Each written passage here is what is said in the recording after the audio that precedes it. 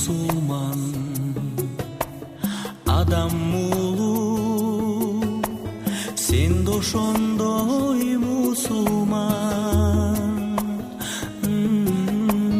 Menin dinim İslam dini, bir Kudaydı tutkan, sen de ошондой Müslüman, men de ошондой Müslüman.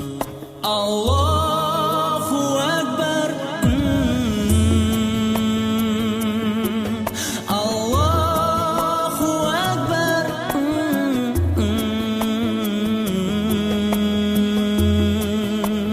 La ilahe illallah, La ilahe illallah, Eşhedü enne Muhammedur Resulullah.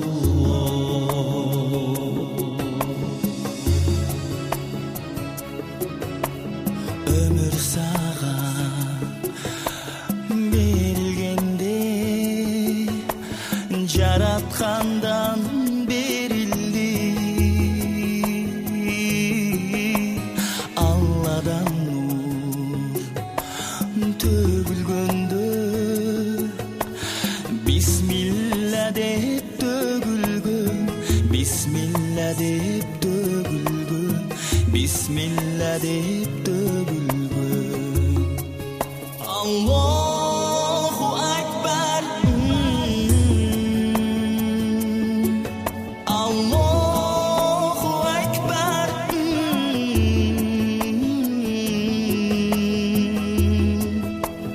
La ilahe illallah, La ilahe illallah, Eşhedü enne Muhammedur Resulullah.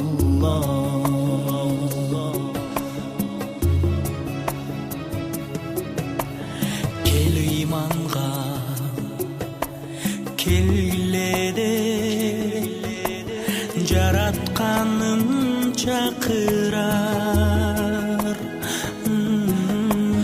İmanı var, adam olun, Allah Taalam jaktırar, Jaratkanım jaktırar, Jaratkanım jaktırar. Allahu Ekber,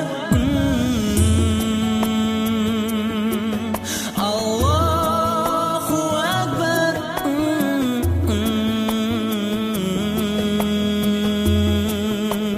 La ilahe illallah, La ilahe illallah, Eşhedü enne Muhammedur Resulullah.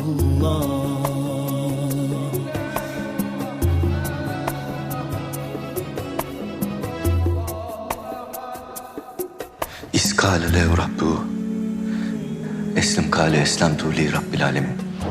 Ayet. Bakara suresindendir bu. Estaizu billah, Bismillahirrahmanirrahim. İz kâle lehu rabbuhu eslim, kâle eslemtü li Rabbil alemin. Rabbi ona, yani Hazreti İbrahim'e teslim ol dediğinde, o da ben alemlerin Rabbi olan Allah'a teslim oldum demişti.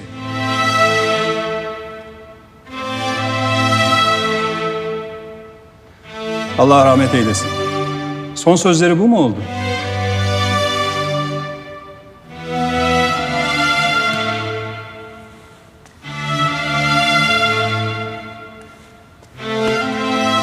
Onun bu dünyadaki sınavı bitti evladım. Bizimkisi ise devam ediyor.